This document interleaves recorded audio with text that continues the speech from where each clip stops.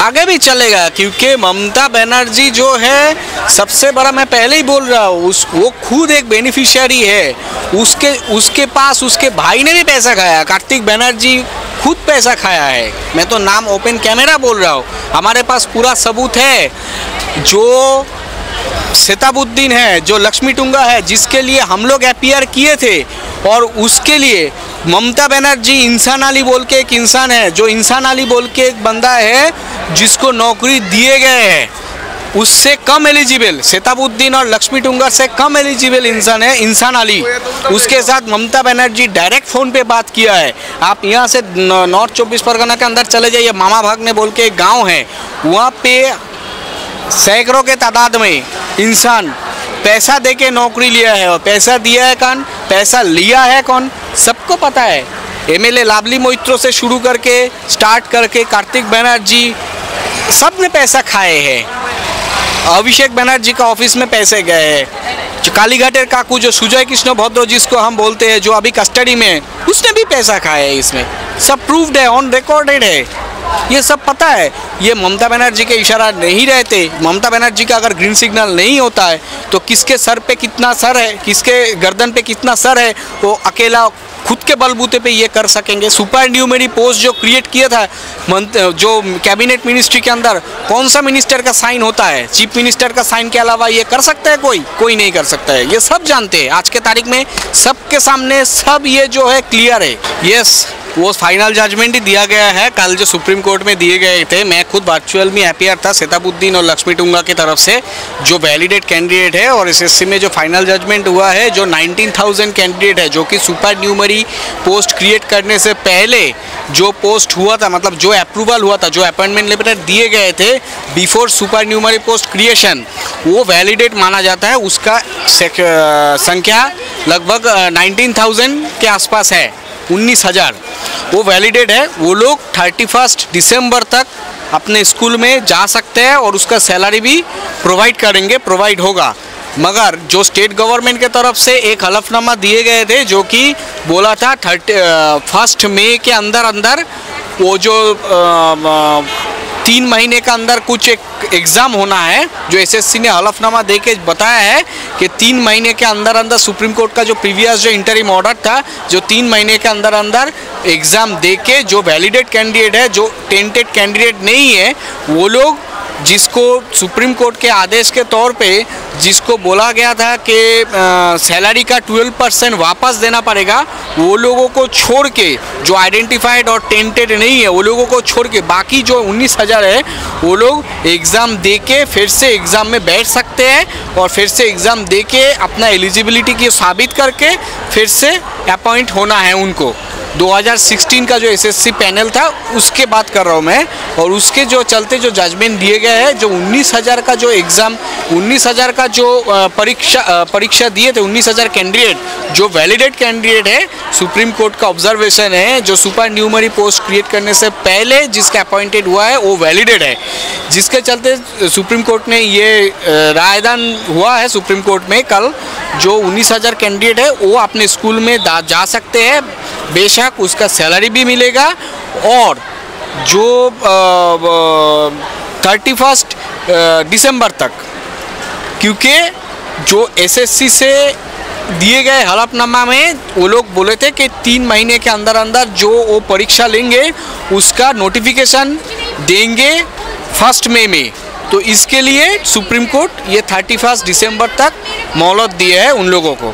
कहानी हो जाएगी। स्टेट गवर्नमेंट तो ऑलरेडी सबसे बड़ा खतरा को बुलावा दे दिया है, क्योंकि state government already contempt of court कर चुके हैं। मैं खुद जब chief minister of West Bengal, उसके खुद का ऑफिस में बैठ के, नवान्न सभाघर में बैठ के जब उसने बोला था कि सुप्रीम कोर्ट का राय को मैं नहीं मान नहीं रहा हूँ, मतलब मान्यता नहीं दे रहा हूँ, उसके दूसरे दिन ही मैं कंटेम्प्ट ऑफ कोर्ट का नोटिस भेजा था उसको। 30,000 नहीं, 60,000 संख्या 60,000। ये भी पैनल कैंसिल के तो जगह पे है, ऑन मैटर, मतलब मैटर अंडर सब जुडिस इन हाई कोर्ट, ये भी कैंसिलेशन के दायरे दौर में है। ये भी कुछ दिनों के बाद ये हो जाएगा। ये 26 से पहले ये भी हो जाएगा। क्यों हो जाएगा, हम लोग इतना कॉन्फिडेंस से क्यों बोल रहे हैं, क्योंकि इसमें स्टेट गवर्नमेंट इसमें भी सेग्रीगेशन नहीं लिस्ट दिया है। इसमें भी जो पैसा देके नौकरी देने के लिए नौकरी दिए थे, इसमें भी group C group D step jump एक लेवल पे सब हर लेवल पे इसमें करप्शन हुए थे। पैसा लिया है, लोकल एमएलए पैसा लिया है, लोकल काउंसिलर पैसा लिया है, लोकल चेयरमैन पैसे लिया है, और सब पैसा इकट्ठा हुआ है कैमाक स्ट्रीट, सब पैसा इकट्ठा हुआ है हरीश चटर्जी स्ट्रीट, और सब पैसा इकट्ठा कलेक्शन फंड जमा करता था कालीघाटेर काकू यानी सुजय कृष्ण भद्र के पास। और सुजय कृष्ण भद्र को दिया था कुंतल राय, फिर वो जो और एक शांतनु बोल के एक है जो पकड़ा गया था, अभी बेल पे है इंटरिम में। ये लोग उनको पैसा पहुंचा देते थे, और सुजय कृष्ण भद्र जो ग्रीन कॉरिडोर करके पैसा पहुंचा देते थे कैमाक स्ट्रीट में। ये तो ऑन रिकॉर्डेड है, सब जानते हैं।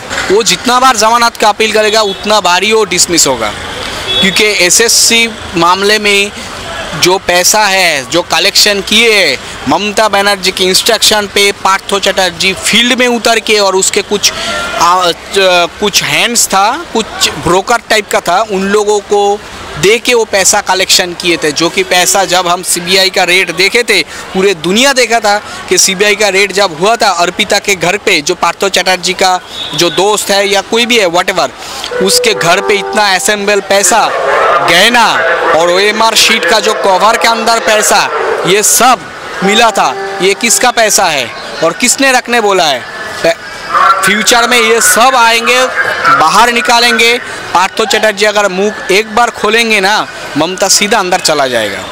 इन फ्यूचर सवाल हम आपसे पूछ रहे हैं कि यदि 60,000 प्राइमरी टीचरों का फिर से नौकरी जाता है तो इसका ठिकरा आप किसके माथे पर जाएगा? स्टेट गवर्नमेंट, ऑब्वियसली ममता। मैं तो पहले से ही बोल रहा हूँ, एसएससी या प्राइमरी टीचर के जो मैटर है, इसमें अगर सबसे बड़ा बेनिफिशियरी है तो बेनिफिशियरी के नाम है ममता बनर्जी, जो chief minister of West Bengal. Group C और ग्रुप डी नहीं जा सकते, ग्रुप सी और ग्रुप डी टोटली कैंसिल कर दिया है, फिक्स नहीं है, क्योंकि टोटल पैनल ही कैंसिल है। ये जो स्टेट गवर्नमेंट ने जो काम किए हैं उसका मैं तो पहले ही बोल रहा हूँ कि एसएससी स्कीम में सबसे बड़ा बेनिफिशियरी अगर कोई होता है उसका नाम है ममता बंदोपाध्याय, जो chief minister of West Bengal.